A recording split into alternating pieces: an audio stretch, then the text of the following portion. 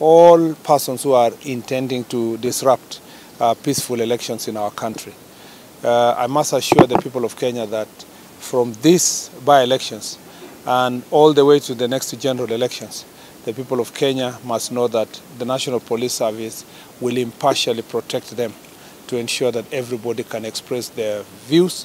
And therefore, I want to ask women, persons with disabilities, the old, who are fearing that they will not come to vote because they will be attacked by goons, that we have put in place proper security measures, and we have proper provision of police officers in every polling station and all the tallying centers to make sure that Kenyans go about their business safe. I see many as aspirants and their supporters across the country saying that, and I saw even a leader of one of the political parties saying we'll be out there to protect our vote. There is no responsibility given to any civilian to protect any vote. All civilians, all voters, all Kenyans have a right to vote. Provision of security is the preserve of the National Police Service. And I must warn everyone, all those people who are preparing to bring goons to polling stations and tallying centers, I warn you that you will face the full force of the law. The National Police Service is prepared to arrest all goons, all criminals, all persons who are intending to disrupt peaceful elections in our country.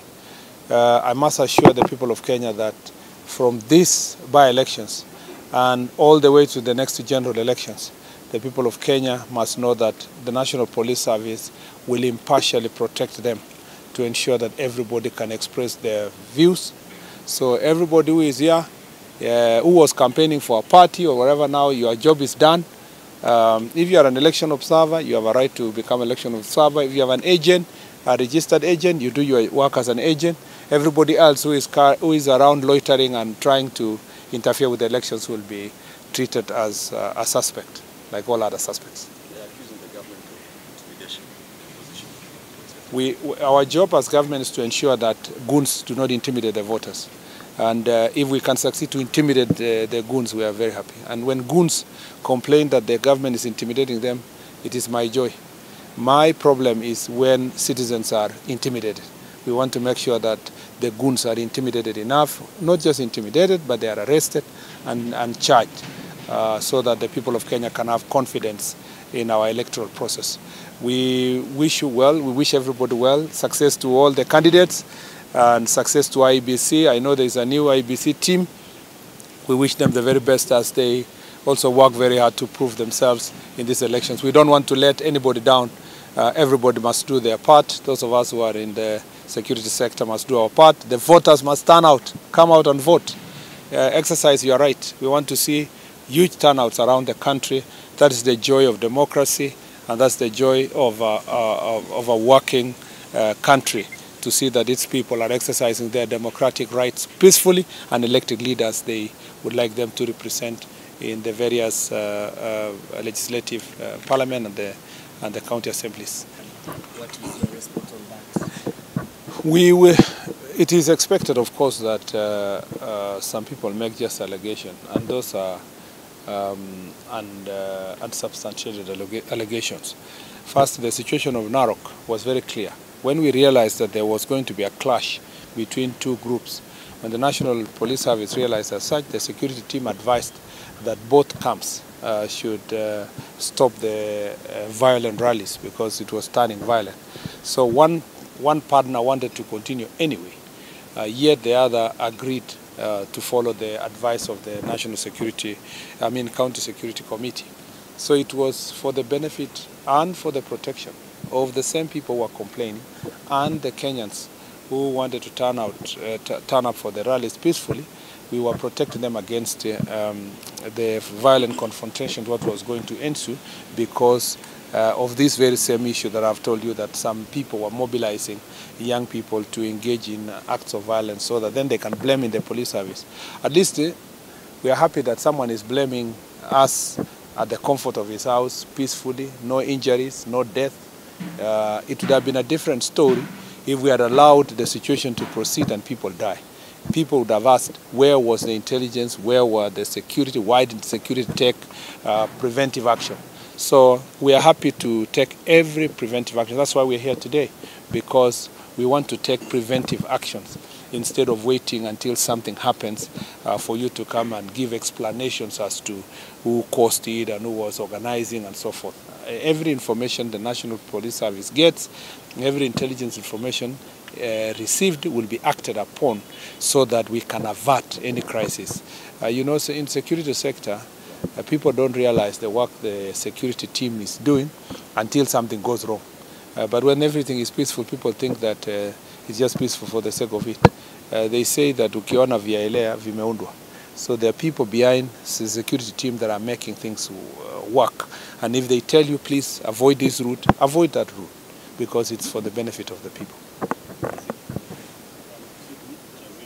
You members of the press, we are here in Kasipul. I am accompanied by the DIG, Administration Police Service, Mr. Gilbert Masengeli. We have our regional police commander leading the regional security team in this region, and the county security team led by the county commissioner. As you are aware, tomorrow we are having by-elections across the country. One of such constituency is Kasipul, where we are. We came here to assess the security preparedness. We have had a good meeting with our regional and county security team. Our desire is to make sure that as much as possible we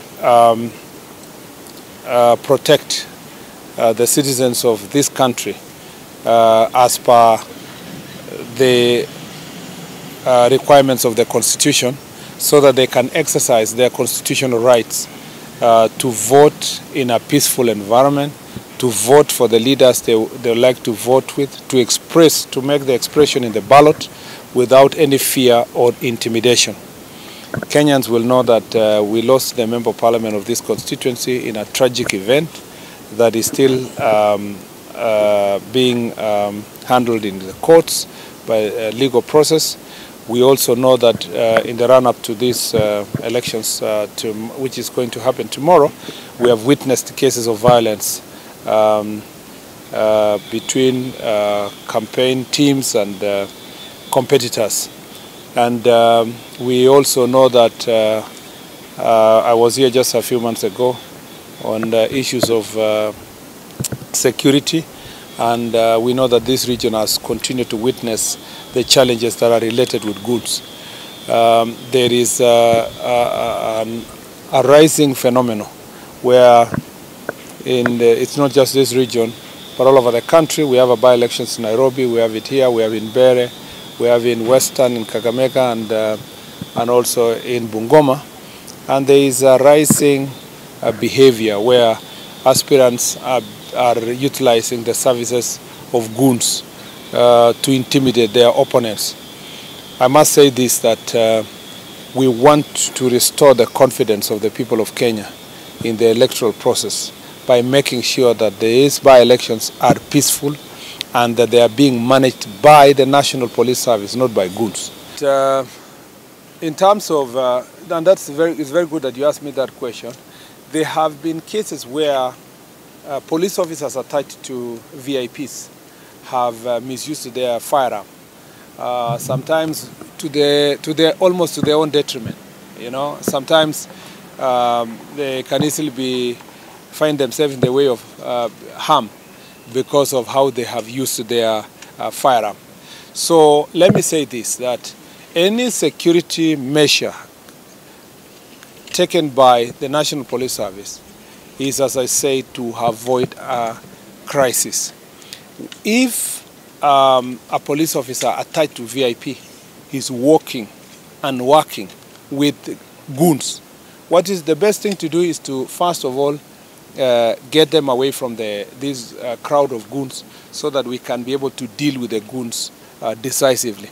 And I want to warn all police officers, including those attached to VIPs, that the fact that you have been attached to a certain VIP does not make you part and parcel of his campaign, part and parcel of his ideologies, part and parcel of his criminal plans. You need to know that at any one time you remain an officer of the National Police Service. So if there are any people who have been withdrawn, it must be in relation to the planned violence and the recent violent confrontations, and the fact that some of these police officers have been found in the middle of goons, facilitating goons, transporting, hiring. And it's not enough that they have been withdrawn. There will be a disciplinary action will be taken against them, and if the charges are proven, they will lose their jobs. They will be relieved of their responsibilities within the National Police Service. So it's not enough even to complain that they have been withdrawn. It may also be that those police officers may never go back to their jobs if it is found that they were facilitating violence in any part of our country. So those are security measures. Those are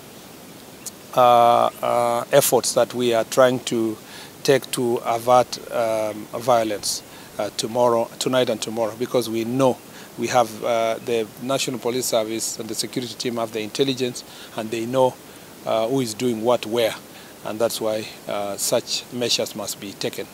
As to whether police officers will be involved in interfering in elections, we want to ask every Kenyan, if you see a single police officer interfering with any voter, please report to their commanders or report to us, or share the information publicly through the media, because we do not encourage any police officers to engage themselves on electoral malpractices. The job of the police officer is just to maintain law and order and facilitate Kenyans to exercise their constitutional rights. Are you saying that this? I thought she was. Are you still asking?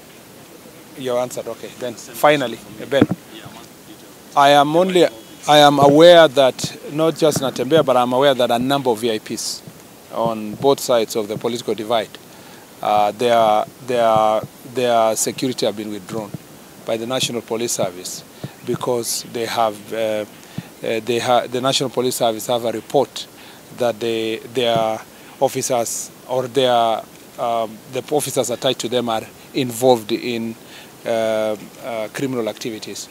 Some who may be seen to be leaning to one side of political divide have chosen to keep quiet and not to share publicly what the police have done.